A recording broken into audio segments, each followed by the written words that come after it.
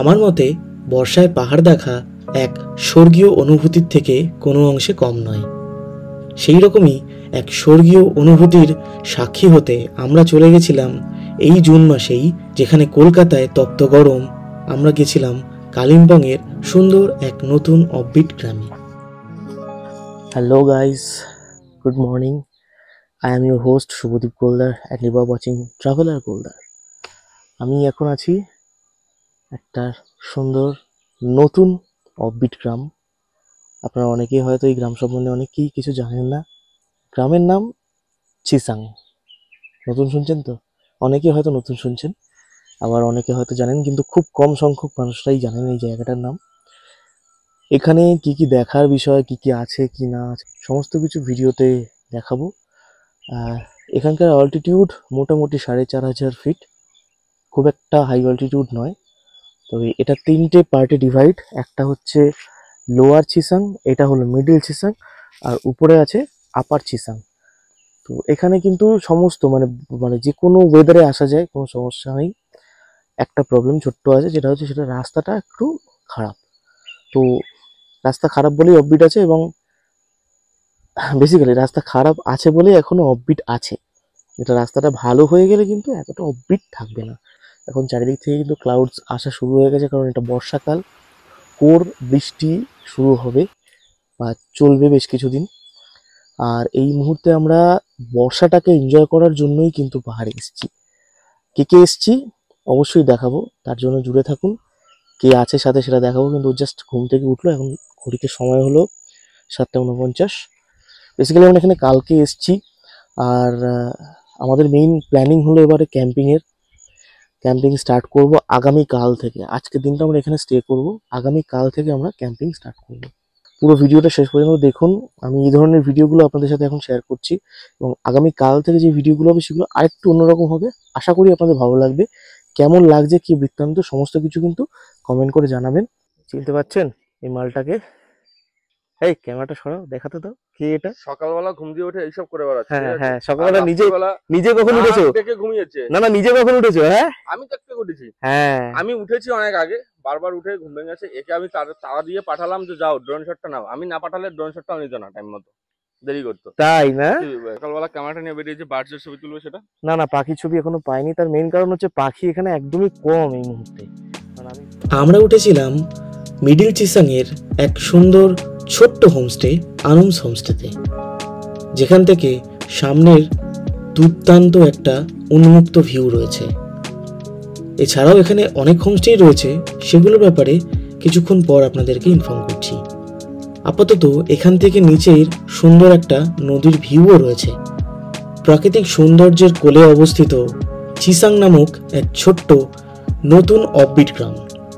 হয়তো আপনারা অনেকেই এই গ্রামের নাম শোনেননি, বা যারা শুনেছেন হয়তো এখনো গিয়ে উঠতে পারেননি। তাই আপনাদেরকে সাজেস্ট করব যত তাড়াতাড়ি সম্ভব যোগাযোগ করে চলে যান চিসাংয়ে।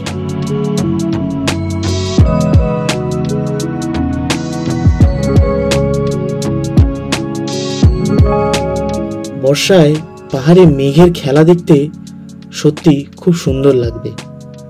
আমরা এখানে বেশ কিছুদিন ছিলাম, এবং তার সম্পূর্ণ এক্সপিরিয়েন্স আপনাদের সাথে শেয়ার করব। পরপর সমস্ত ভিডিও কিন্তু আসবে এই চ্যানেলে।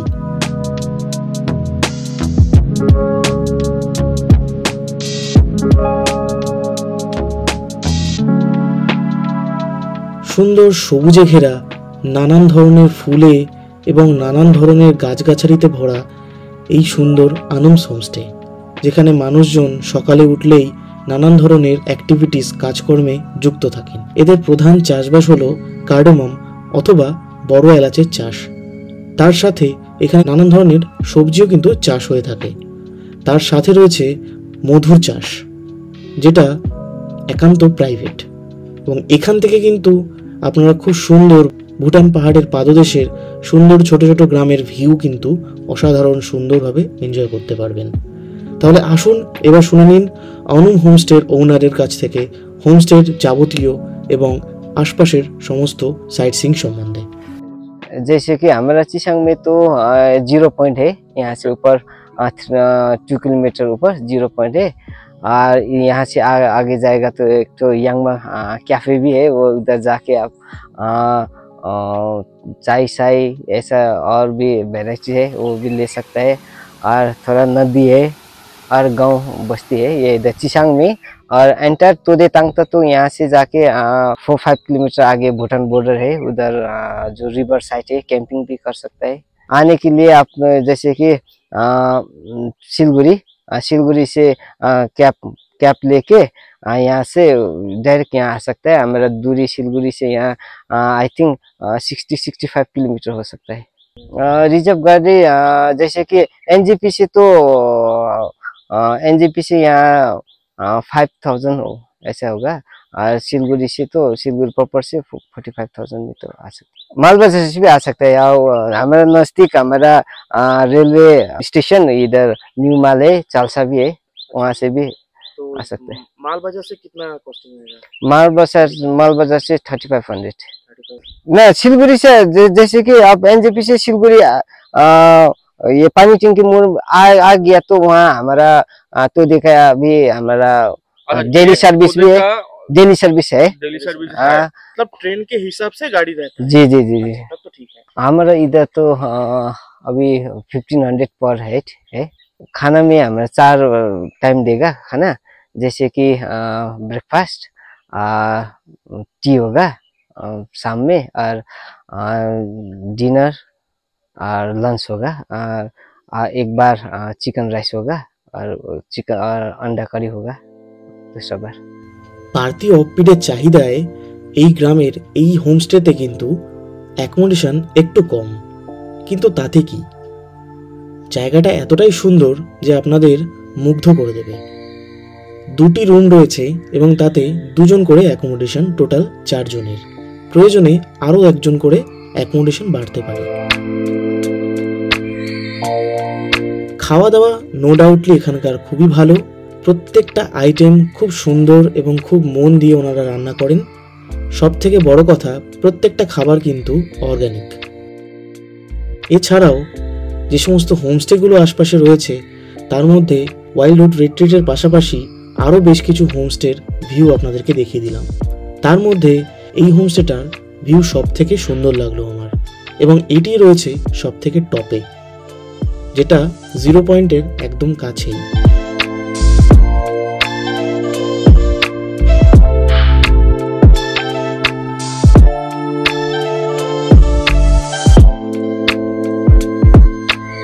এই হলো চিসাংয়ের একমাত্র হাই স্কুল। সামনে খুব সুন্দর একটা ফুটবল গ্রাউন্ড রয়েছে এবং তার পাশেই রয়েছে চিসাং গ্রামের সম্ভবত একমাত্র দোকান বা বাজার। এছাড়া আর কোথাও কিন্তু আপনারা দোকান বাজার পাবেন না।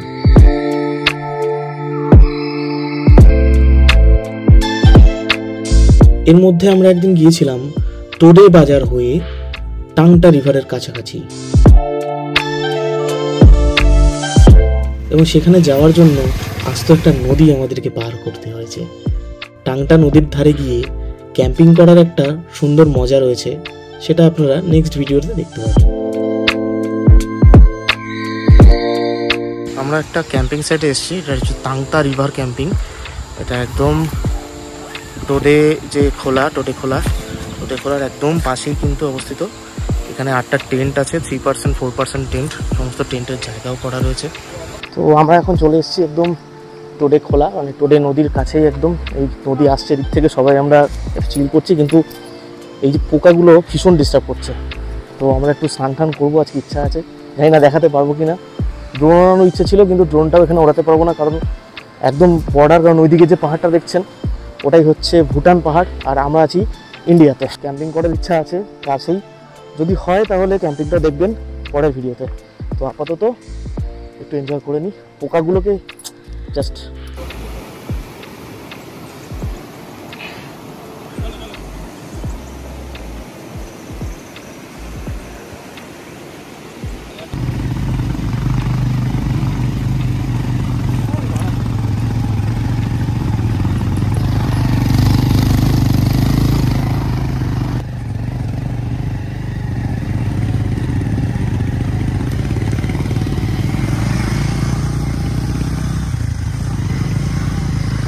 রাস্তা কেমন লাগছে?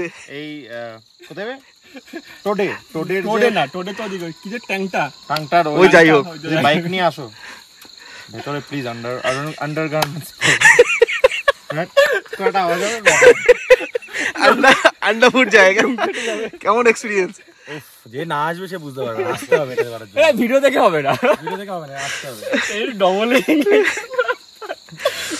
কিলোমিটার না তোমরা ভাগ্য ভালো অফরোড টায়ার লাগিয়েছিলাম, না হলে হয়ে যেত। মাটি লাগবে সব। ভুটান বর্ডারের অবস্থিত এই সুন্দর অফবিট নতুন গ্রাম, যেটা কালিম্পংয়ের মধ্যে অবস্থিত, এই গ্রামে ঘুরতে যাওয়ার জন্য যত সত্বর প্রয়োজন আপনারা কিন্তু উদ্যোগ নিয়ে ফেলুন।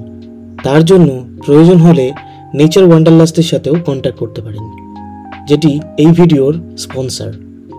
এবং একটা কথা বলে রাখি, এই নেচার ওয়ান্ডারলাস্টটি আমার একটা নিজস্ব কোম্পানি। পরের ভিডিওতে আমরা আপনাদেরকে দেখাবো এখানকারই এক ক্যাম্পিং অনুভূতি। সেটার জন্য পরের ভিডিও অবশ্যই নজর রাখুন।